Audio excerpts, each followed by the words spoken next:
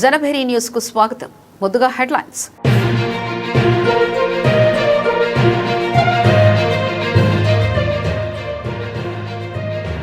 ముఖ్యమంత్రి నారా చంద్రబాబు నాయుడు అమరావతిలో ఉన్నత స్థాయి సమీక్షా సమావేశం.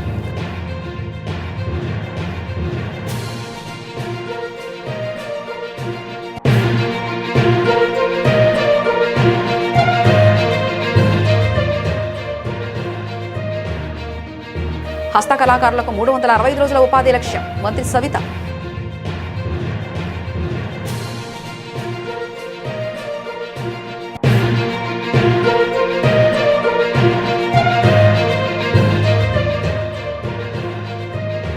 మహానాడులో 20 తీర్మానాలు. రాజకీయ అంశాలపై విస్తృత చర్చ.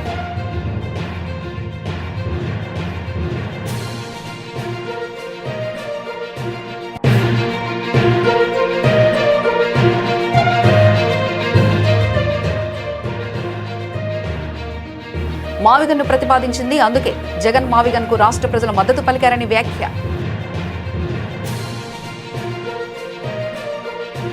తెలుగుదేశం పార్టీ పోలిట్ బ్యూరో సమావేశం ఈరోజు గురువారం మంగళగిరిలోని ఆ పార్టీ కార్యాలయంలో జరిగింది.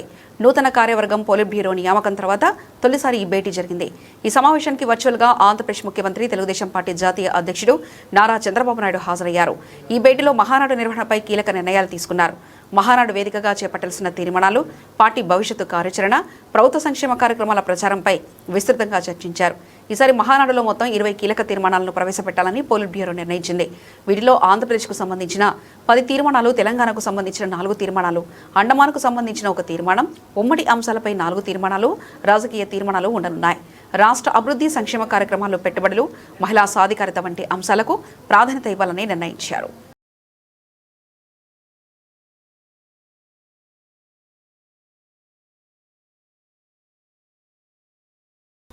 చంద్రబాబు ముఖ్యమంత్రిగా ఉండడం రాష్ట్ర ప్రజల దురదృష్టకరమని వైసీపీ అధినేత జగన్ తీవ్ర విమర్శలు చేశారు. చంద్రబాబు నిర్ణయాల వల్ల ఏపీకి రాజధాని లేకుండా పోయే ప్రమాదం ఉందని ఆందోళన వ్యక్తం చేశారు. వైఎస్ జగన్ మాట్లాడుతూ, తాము ప్రతిపాదించిన మావిగన్ పేరు ఎత్తితేనే చంద్రబాబుకు గుండె ఆగిపోయేలా ఉందని, భయంతో మంత్రులతో బూతులు మాట్లాడిస్తున్నారని ఆరోపించారు. రాష్ట్ర ఆర్థిక పరిస్థితుల దృష్ట్యా 0 నుంచి ప్రారంభించాల్సిందే. అమరావతి కంటే ఇప్పటికే అన్ని సదుపాయాలున్న మావిగన్ ప్రాంతాన్ని ప్రత్యామ్నాయంగా చూపించాలని జగన్ స్పష్టం చేశారు. ప్రజలు పడతా ఉన్న కష్టాల మీద వారి వాయిస్గా ఈరోజు చాలా అంశాలను ప్రస్తావిస్తాను. ప్రజలు నిజంగా ఈరోజు తమ బ్రతుకు బండిని నడపడానికి అష్టకష్టాలు పడతా ఉన్న పరిస్థితుల మధ్య ప్రజల బాగోగులను గాలికి వదిలేసి తామిచ్చిన హామీలను వెన్నుపోటు పొడిచి రాష్ట్రంలో ఎక్కడ చూసినా కూడా దారుణమైన అవినీతి, దోపిడీ, మాఫియా సామ్రాజ్యాన్ని నడుపుతూ, ప్రశ్నించే గొంతు ఎక్కడైనా ప్రశ్నిస్తే దాన్ని పాశవికంగా అణగదొక్కుతూ రాష్ట్రాన్ని ఒక జంగల్ రాజ్గా మార్చిన పరిస్థితుల మధ్య ప్రజల గొంతు వినిపించడానికి ఈరోజు ఈ ప్రెస్ మీట్.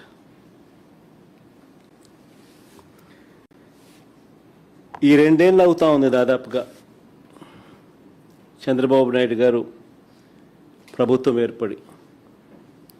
ఈ 2 ఏళ్లుగా చంద్రబాబు నాయుడు గారు ప్రజలకు ఫలాని మంచి చేశాను అని చెప్పి చెప్పుకునే పరిస్థితి ఏదీ లేదు. 2 ఏళ్ల ప్రోగ్రెస్ రిపోర్ట్ చూస్తే ఒకే ఒక పాయింట్ మనందరికీ కూడా మళ్ళీ కనిపించే పాయింట్: బాబు షూరిటీ, మోసం గ్యారంటీ. ఇది ఈ 2 ఏళ్ల బాబు పరిపాలన తీరును ఒకసారి గమనిస్తే మళ్ళీ ఒకసారి మనందరికీ కూడా కనిపించే నిజం. ఈ 2 ఏళ్లుగా ప్రజలను తాను వెన్నుపోట్లను పొడుస్తూనే ఉన్నాడు. రాష్ట్రంలో విచ్చలవిడిగా అవినీతి దోపిడీ జరుగుతూనే ఉంది.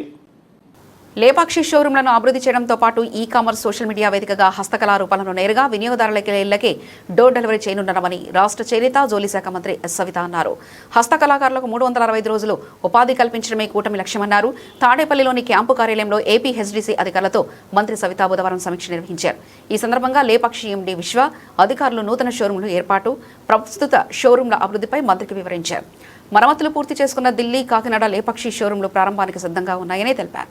మంత్రి సవిత మాట్లాడుతూ మరమ్మతులు పూర్తయిన షోరూంలకు త్వరగా వినియోగంలోకి తీసుకురావాలన్నారు. రాజమండ్రి ఎయిర్పోర్టులో నూతన లేపాక్షి షోరూం ఏర్పాటుకు కేంద్ర విమానయాన శాఖ అంగీకారం తెలిపిందని, త్వరగా చర్యలు చేపట్టాలని ఆదేశించారు. అన్ని షోరూంలను నూతన హంగులతో వినియోగదారులను ఆకట్టుకునేలా అభివృద్ధి చేయాలన్నారు. రాష్ట్రంలో ప్రభుత్వ విద్యారంగాన్ని కూటమి ప్రభుత్వం కార్పొరేట్ శక్తులకు కట్టబెడుతూ విద్యార్థులను, యువతను నయవంచనకు గురి చేస్తుందని ఏఐఎస్ఎఫ్ రాష్ట్ర కార్యదర్శి బందెల నాసర్జీ, అధ్యక్షుడు జి వలరాజు విమర్శించారు. గతంలో ఎన్నడూ లేని విధంగా పీపీపీ విధానాన్ని ప్రవేశపెట్టి విద్యారంగాన్ని నిర్వీర్యం చేస్తున్నారని మండిపడ్డారు. గురువారం సిపిఐ రాష్ట్ర కార్యాలయం దాసరి భవన్లో మీడియా సమావేశం జరిగింది. ఈ సమావేశంలో ఏఐఎస్ఎఫ్ రాష్ట్ర కార్యదర్శి బందెల నాసర్జీ, అధ్యక్షుడు వలరాజు, ఉపాధ్యక్షుడు ఎం సాయికుమార్ తదితరులు పాల్గొని మాట్లాడుతూ ముఖ్యంగా 80% పనులు పూర్తయిన మెడికల్ కళాశాలను పూర్తి చేయకుండా ప్రభుత్వం నిర్లక్ష్యం వస్తుందన్నారు. అధికారంలోకి వచ్చిన 100 రోజుల్లోనే ఫీజు రియంబర్స్మెంట్స్ బకాయిలు విడుదల చేస్తామని హామీ ఇచ్చి 2 ఏళ్లు గడుస్తున్నా పట్టించుకోలేదన్నారు. ఇచ్చిన మాట ప్రకారం జీవో 107, 108లను తక్షణమే రద్దు చేయాలని డిమాండ్ చేశారు. బందెల నాసర్జీ, ఏఐఎస్ఎఫ్ రాష్ట్ర ప్రధాన కార్యదర్శి, జూలై 1 నుంచి 4వ తేదీ వరకు అఖిల భారత విద్యార్థి సమాఖ్య ఏఐఎస్ఎఫ్ రాష్ట్ర స్థాయి వర్క్షాప్ని కర్నూలు నగరం నిర్వహించుకుంటా ఉన్నాం.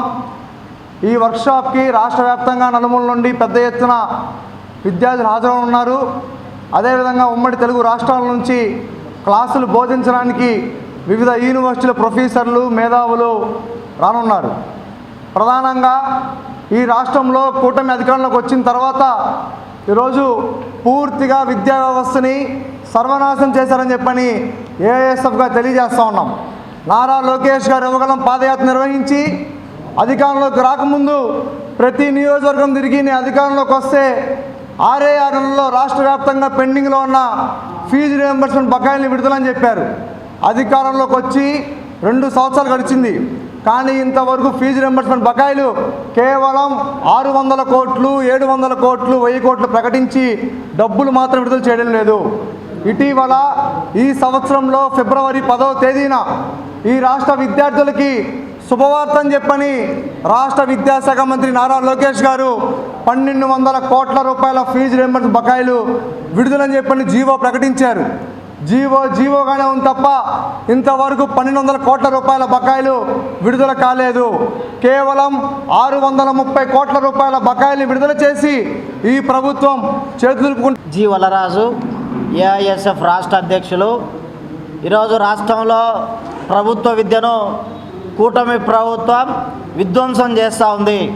అందువల్లనే కూటమి ప్రభుత్వం విద్యార్థులను, యువజనులను, ప్రజానికాన్ని నయవంచన చేస్తూ ఇవాళ కార్పొరేట్లు ప్రజలను ఆదరిస్తారనేటువంటి ఒక దుర్బుద్ధితో ఇవాళ చరిత్రలో ఎన్నడూ లేనటువంటి పీపీపీ అనేటువంటి విధానాన్ని తీసుకొని వచ్చి దురదృష్టం చేస్తూ విద్యా విధానంలోకి కూడా తీసుకొని రావడం జరుగుతూ ఉంది ఈ కూటమి ప్రభుత్వం. అందులో భాగంగానే మెడికల్ విద్యను నిర్ద్వందంగా ఇవాళ 80% పూర్తయినటువంటి మెడికల్ కళాశాలను పూర్తి చేయకోకుండా ప్రభుత్వ విద్యను పరిరక్షిస్తానని చెప్తూ విద్యార్థులను, యువజనులను, ఈ ప్రాంత ప్రజానికాన్ని మోసం చేస్తూ కార్పొరేట్ల ప్రభుత్వంగా ఈ కూటమి ప్రభుత్వం విద్యాశాఖ మంత్రి చలామణి అవుతా ఉన్నాడు. అందువల్ల ఆల్ ఇండియా స్టూడెంట్ ఫెడరేషన్గా నేరుగా హెచ్చరిక చేస్తూ ఉన్నాం. ఏవైతే విద్యార్థుల దగ్గరికి ఇచ్చాపురం నుంచి హిందూపురం వరకు వచ్చి 107, 108 జీవోలను రద్దు చేస్తామని చెప్పావో ఆ 107, 108 జీవోలను రద్దు చేయకపోతే ఆల్ ఇండియా స్టూడెంట్ ఫెడరేషన్ నేతృత్వంలో నీ యొక్క అధికారానికి బీటలు వారే విధంగా ఆల్ ఇండియా స్టూడెంట్ ఫెడరేషన్ పోరాటం చేస్తుంది. ఈ యొక్క ఆల్ ఇండియా స్టూడెంట్ ఫెడరేషన్ అడగడమే కాదు, విద్యార్థులకు, తల్లిదండ్రులకు ఫీజు రియంబర్స్మెంట్ బకాయిలు విడుదల చేస్తానన్నావు. నువ్వు వచ్చిన 100 రోజుల్లో విడుదల చేస్తానన్నావు. 2 సంవత్సరాలు అవుతా ఉంది. ఏ ఒక్కరికి కూడా పూర్తి స్థాయిలో బకాయిలు విడుదల చేయకోకుండా మోసపూరితమైనటువంటి ఎం సాయికుమార్, ఏఐఎస్ఎఫ్ రాష్ట్ర ఉపాధ్యక్షులు.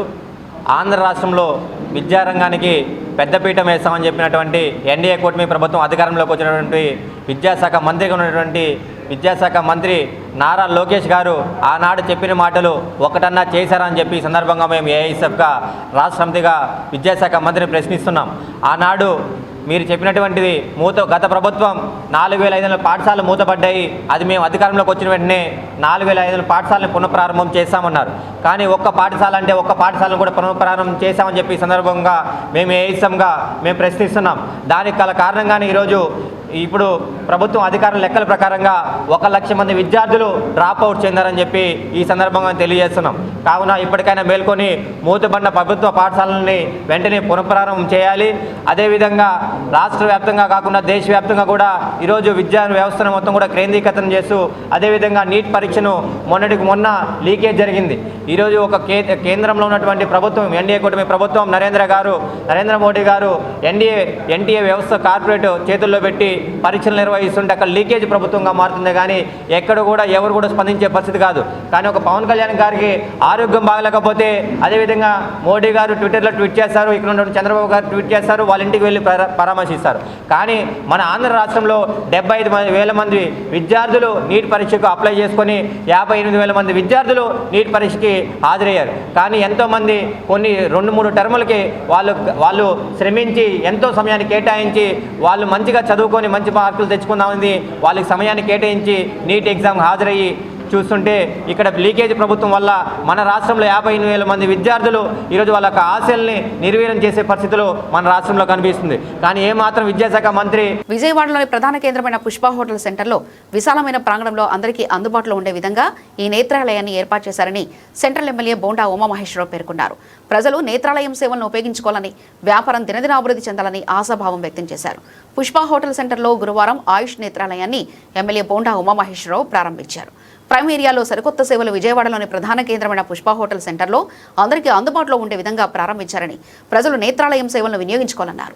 అనుభవజ్ఞుల సేవలను వినియోగించుకోవాలని, ఆప్టికల్ రంగంలో సుదీర్ఘ అనుభవం ఉన్న కృష్ణారెడ్డి ఈ సంస్థను ప్రారంభించడం పట్ల ఎమ్మెల్యే హర్షం వ్యక్తం చేస్తూ వ్యాపారం 3 పువ్వులు 6 కాయలుగా వర్ధిల్లాలన్నారు.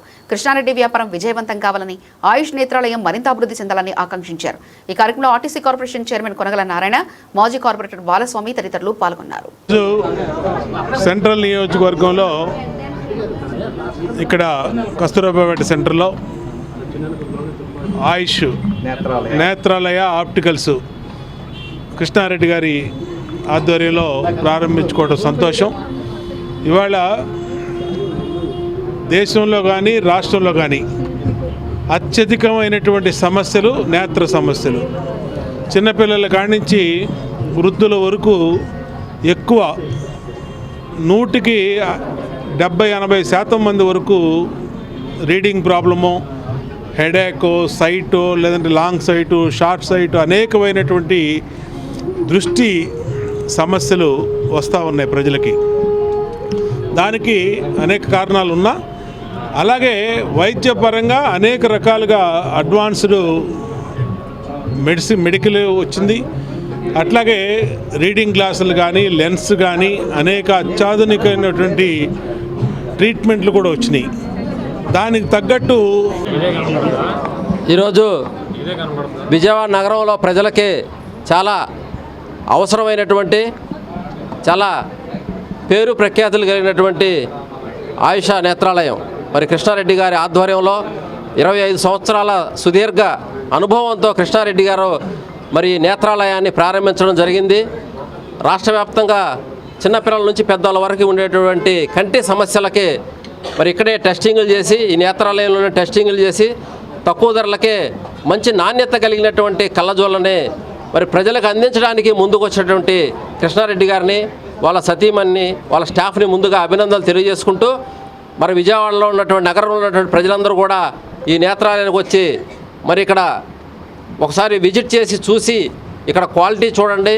ఇక్కడ ఒక్కసారి కనుక ప్రజలు వచ్చి కనుక కళ్ళజోడు తీసుకుంటే మరి జీవితాంతం కూడా ఇక్కడే వచ్చేటువంటి పరిస్థితులు ఉంటాయి. కాబట్టి మరి ప్రజలందరూ కూడా, విజయవాడ నగర ప్రజలందరూ కూడా దీన్ని సద్వినియోగం చేసుకోవాలని చెప్పి సందర్భంగా మరి దుర్గా ఆప్టికల్స్ బోస్ గారి యొక్క శిక్షణతో కృష్ణారెడ్డి. విజయవాడ నగర ప్రజలందరికీ నమస్కారం. నా పేరు డాక్టర్ పాములపాటి వెంకటశేషయ్య. నేను ఒక పారిశ్రామికవేత్తను. గత 30 సంవత్సరాలుగా ఈ యొక్క షోరూమ్ ప్రారంభించినటువంటి కృష్ణారెడ్డి గారు నాకు అత్యంత ఆప్తుడు. అప్పటి నుంచి ఆయనతో నాకు మంచి అనుబంధం ఉంది. మంచి వ్యక్తి, మంచి కష్టజీవి. తర్వాత ఆయన వివాహమైన తర్వాత 25 సంవత్సరాల పాటు తన మామగారి షాపును నిర్వహించి దాన్ని మంచి స్థాయికి తీసుకొచ్చారు. ఆ అనుభవంతో కృష్ణారెడ్డి గారు తన సొంతగా ఒక మంచి షోరూమ్ను ఈరోజు నేత్రాలయ అనే పేరుతోటి చేయటం చాలా సంతోషం. ఎందుకంటే ఈయన యువకుడు, ఎంతో అనుభవం ఉన్నటువంటి వ్యక్తి, బాగా పరిజ్ఞానం ఉంది ఈ యొక్క కళ్ళజోళ్ళ మీద. మనందరికీ తెలుసు, కళ్ళజోడు లేకుండా మనిషి కనపడే పరిస్థితి లేదు ఇప్పుడు. అలాంటి పరిస్థితుల్లో దాని యొక్క ప్రాధాన్యత మనకు తెలుసు. ఎన్ని కళ్ళజోళ్ళ షాపులు ఉన్నా సరే వాటికి డిమాండ్ ఉంటూనే ఉంటుంది.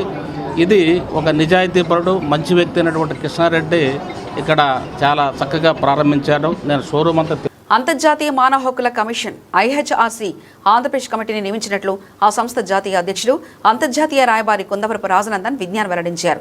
ఐక్యరాజ్య సమితి అనుబంధ సంస్థగా గుర్తింపు పొందిన తమ కమిషన్ రాష్ట్ర ప్రజలకు ఎక్కడైనా అన్యాయం లేదా ఇబ్బందులు ఎదురైనా అండగా ఉంటుందని ఆయన భరోసా ఇచ్చారు. International human rights commission Geneva ఆధ్వర్యంలో గాంధీనగర్ ప్రెస్ క్లబ్లో సమావేశం జరిగింది. ఈ సమావేశంలో నేషనల్ ప్రెసిడెంట్ కె రాజనందన్ విజ్ఞాన్ పాల్గొని రాష్ట్ర కమిటీని ప్రకటించారు. రాష్ట్ర కమిటీ అధ్యక్షుడిగా బట్టు రాజేష్, ఎగ్జిక్యూటివ్ ప్రెసిడెంట్గా Palem John Devadas, state vice ప్రెసిడెంట్గా బందిల భారతి, స్టేట్ జనరల్ సెక్రటరీగా ఎం దేవసత్యంతో పాటు 9 మంది సభ్యులు నియామక పత్రాలను అందుకున్నారు. సంపాదిస్తే ఆ యొక్క 4000 పెట్రోలుకు పోతే ఎలా బ్రతకాలి? ఆ యొక్క పెట్రోలు, ఆ యొక్క గ్యాస్ను ఆ యొక్క ప్రజల మీద భారం వేస్తూ ఇబ్బందులకు గురి చేస్తూ ఉన్నారు. అలాగే ఇంకా కొన్ని విషయాలను మనం చూసినట్లయితే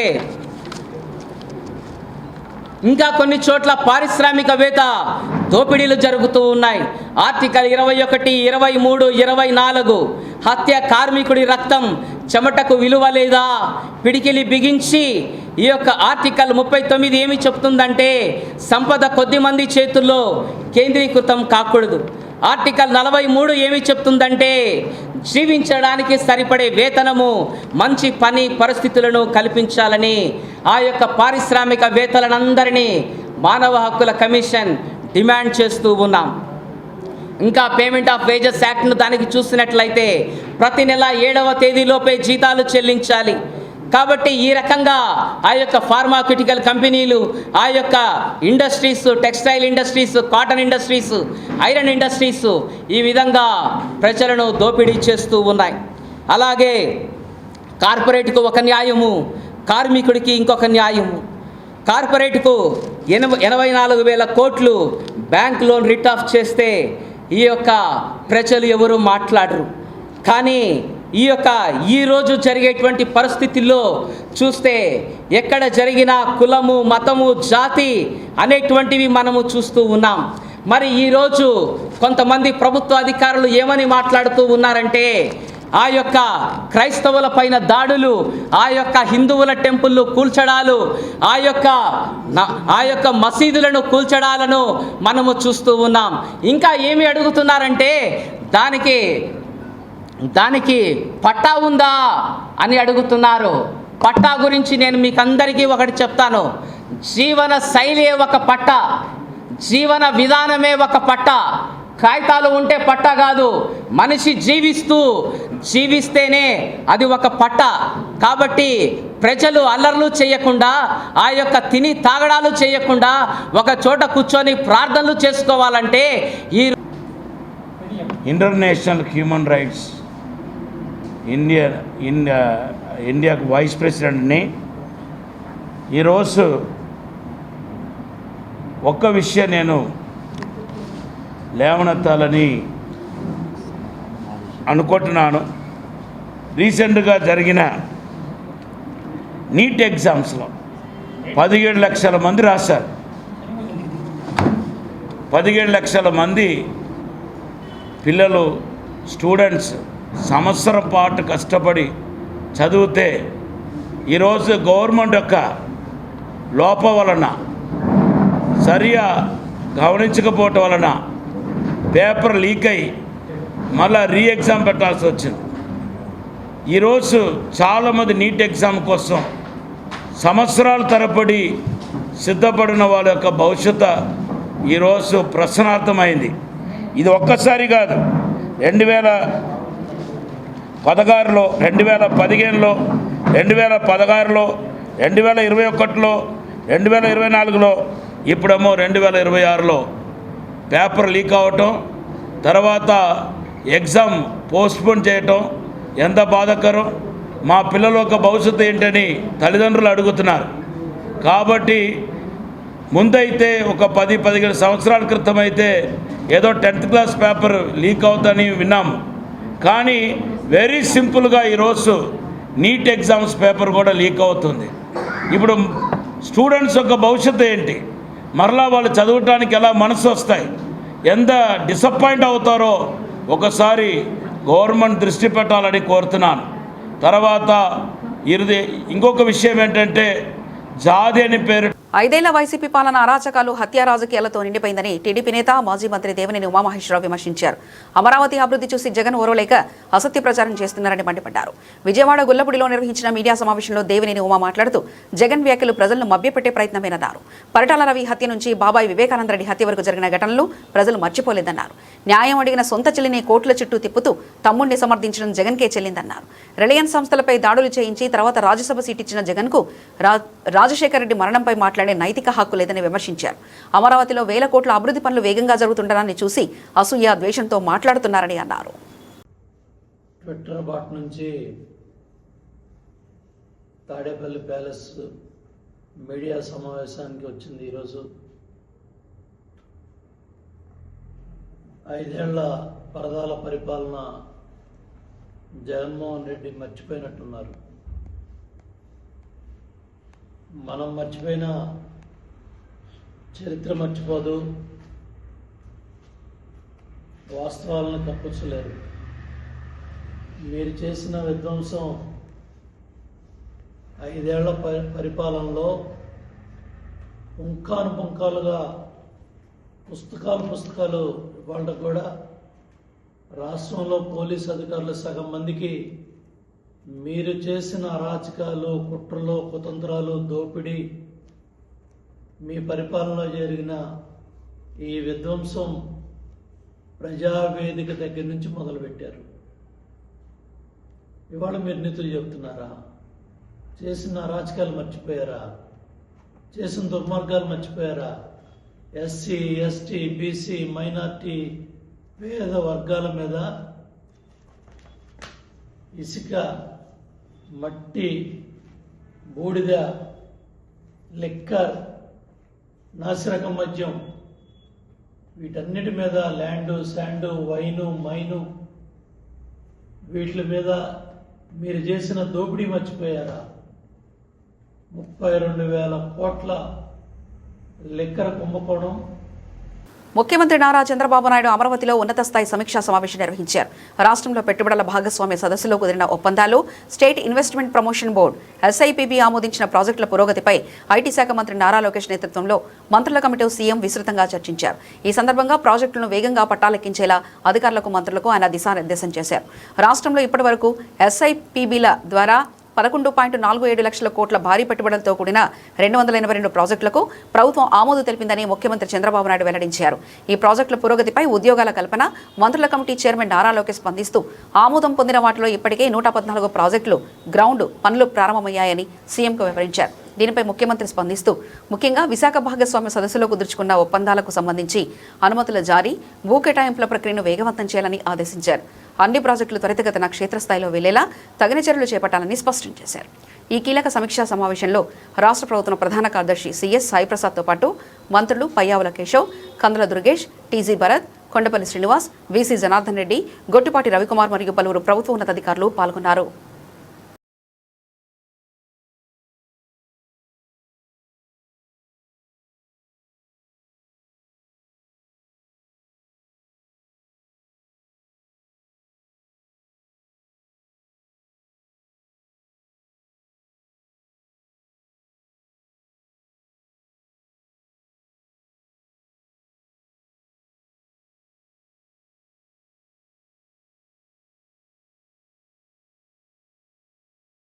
విజయవాడలోని 58వ డివిజన్ నందమూరి నగర్లో గురువారం ఉదయం నాడు సమస్యలు నేడు పరిష్కారాలు కార్యక్రమం నిర్వహించారు.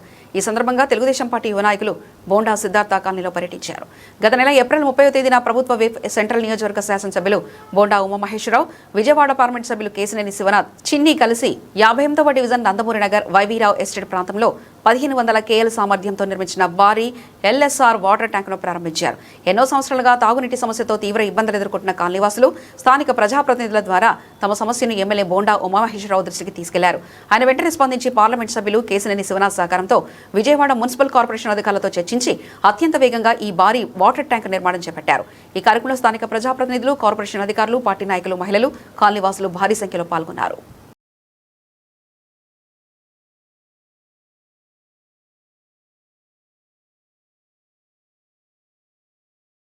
జనసేన పార్టీపై పార్టీ అధినేత డిప్యూటీ సీఎం పవన్ కళ్యాణ్పై మంత్రి నాదెండ్ల మనోహర్పై అనుచిత వ్యాఖ్యలు చేస్తున్న ప్రొఫెసర్ నాగేశ్వరరావుపై పార్టీ పీఎస్సీ రాష్ట్ర సంయుక్త కార్యదర్శి పోతిరెడ్డి అనిత, జనసేన పార్టీ సీనియర్ నాయకులు దోమకొండ అశోక్, నెరసు కృష్ణాంజనేయులు, రుద్రశేఖర్ నాయుడు, మద్దిల రామకృష్ణ మండిపడ్డారు. ఈ సందర్భంగా ఎన్టీఆర్ జిల్లా జనసేన పార్టీ కార్యాలయంలో జిల్లా అధ్యక్షులు సామినేని ఉదయభాను ఆదేశాల మేరకు వారు మీడియాతో మాట్లాడారు. మేధావి అని చెప్పుకునే ప్రొఫెసర్ నాగేశ్వరరావు దిగజారి జనసేన పార్టీపై అసత్య ప్రచారాలు చేయడాన్ని తీవ్రంగా ఖండిస్తున్నట్లు వెల్లడించారు. ఒక రాజకీయ పార్టీకి పూర్తి అనుకూలంగా మాట్లాడుతూ అది తన విశ్లేషణ అని చెప్పడం ఎంతవరకు సమంజసమని ప్రశ్నించారు. అక్రమ ఆస్తులు సంపాదించి కేంద్ర దర్యాప్తు సంస్థలు కేసు నమోదు చేసి సుమారు 16 నెలల పైగా జైల్లో ఉన్న వ్యక్తికి అనుకూలంగా మాట్లాడడంలో ఆంతర్యం ఏమిటో ప్రజలకు వివరించాలన్నారు. ఆంధ్రప్రదేశ్ రాష్ట్ర అభివృద్ధి తన ధ్యేయంగా ప్రజాసేవలో ముందుకు వెళ్తున్న డిప్యూటీ సీఎం పవన్ కళ్యాణ్పై అనుచిత వ్యాఖ్యలు చేయడాన్ని రాష్ట్ర ప్రజలందరూ గమనించాలన్నారు. ఈ కార్యక్రమంలో జనసేన పార్టీ నాయకులు పోతిరెడ్డి రమణ, 63వ డివిజన్ జనసేన అధ్యక్షులు చిగుళ్ల దుర్గాప్రసాద్ పాల్గొన్నారు. ముందుగా మీడియా మిత్రులందరికీ నమస్కారం. విశ్లేషకులు, ప్రొఫెసర్, మాజీ ఎమ్మెల్సీ కె నాగేశ్వర్ గారు పవన్ కళ్యాణ్ గారిని, నాదెండ్ల మనోహర్ గారిని ఉద్దేశించి కొన్ని ఆధారాలు లేని ఆరోపణలు చేయడం జరిగింది. ముందుగా ఆయన ఏం మాట్లాడారో ఒకసారి విందాం. నాయకులు పవన్ కళ్యాణ్, నాదెండ్ల మనోహర్ ఇతరులు వెళ్ళి అమిత్ షాను కలిశారు. నాకున్న హైలీ ప్లేస్ సోర్స్ చెప్తున్నా. అమిత్ షా కలిసి మనం జగన్ ను లోపలయ్యాలి, జగన్ ను మా వాళ్ళు ఒత్తిడి తెస్తున్నారంటే అమిత్ షా చెప్పింది ఏంటంటే రాజకీయాల్లో ఇన్స్టాంట్ ఫ్రెండ్ ఉంటాడు, లాంగ్ టర్మ్ ఫ్రెండ్ ఉంటాడు. Telugu Desam instant friend, Jagan long term friend. Chandrababu నాయుడుకు ఆయనంటే శత్రుత్వం ఉండొచ్చు, మనకెందుకు ఉండాలి? మీకు కూడా మంచి చెప్తున్నాను, మీకు అవసరం ఏంటి? లాంగ్ టర్మ్ ఫ్రెండ్ ఉపయోగపడతాడు. మనకు 25 మంది ఎంపీలు సహకరిస్తున్నారు కదా అని మీరు కూడా ఆ వైఖరి మార్చుకోండి అని సలహించారు. రైట్. పవన్ కళ్యాణ్ గారు, పిఎస్సి చైర్మన్ నాదెండ్ల మనోహర్ గారు, ప్రొఫెసర్ నాగేశ్వరరావు గారు వయసు మీద పడి మతి భ్రమించి మాట్లాడుతున్నారా, లేకపోతే వైసీపీ ప్రభుత్వం పేటీఎంకి అమ్ముడుపోయి మాట్లాడుతున్నారా అనేది మనకు అర్థం కావట్లేదు. పవన్ కళ్యాణ్ గారి ఆలోచనలు ఎప్పుడు కూడా ఆంధ్ర రాష్ట్ర ప్రజలుని ఎలాగా అభివృద్ధి చేయాలి, రాష్ట్రాన్ని ఎలా అభివృద్ధి పదంలో నడిపించాలి అన్న విషయాల మీద ఆయన ఉంటారు. కానీ ఇలాంటి చిల్లర రాజకీయాలు పవన్ కళ్యాణ్ గారు చేయరు. అయినా 151 స్థానాల నుంచి 11 స్థానాల వరకు దిగజార్చిన లేపి జగన్మోహన్ రెడ్డిని తరిమివేసిన ఆంధ్ర రాష్ట్ర ప్రజలు అలాంటి జగన్మోహన్ రెడ్డి గారి గురించి పవన్ కళ్యాణ్ గారు మాట్లాడాల్సిన అవసరం లేదు. ఈయన ప్రొఫెసర్ నాగేశ్వరరావు గారు మీరు మాట్లాడిన మాటలను మీరు అవాస్తవం అని చెప్పి, తప్పైపోయింది క్షమించమని చెప్పి మన జనసేన పార్టీ అధ్యక్షుడు కానీ, ఆంధ్ర రాష్ట్ర ఉప ముఖ్యమంత్రి వర్యులు పవన్ కళ్యాణ్ గారికి కానీ, నాదెండ్ల మనోహర్ గారికి కానీ, జనసేన పార్టీకి కూడా మీరు. బులెటిన్ ముగించే ముందు హెడ్లైన్స్ మరోసారి చూద్దాం.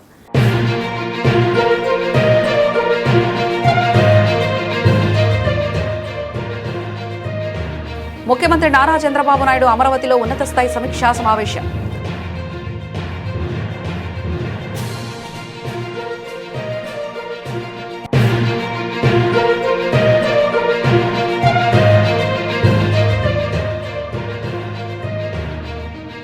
హస్తకళాకారులకు 365 రోజుల ఉపాధి లక్ష్యం, మంత్రి సవిత.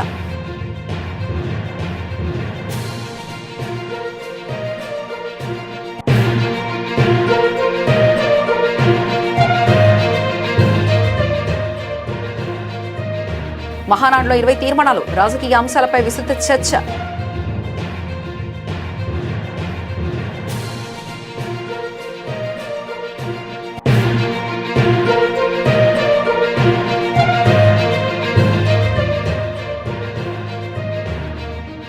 మావిగన్ను ప్రతిపాదించింది. అందుకే జగన్ మావిగన్కు రాష్ట్ర ప్రజలు మద్దతు పలికారని వ్యాఖ్య.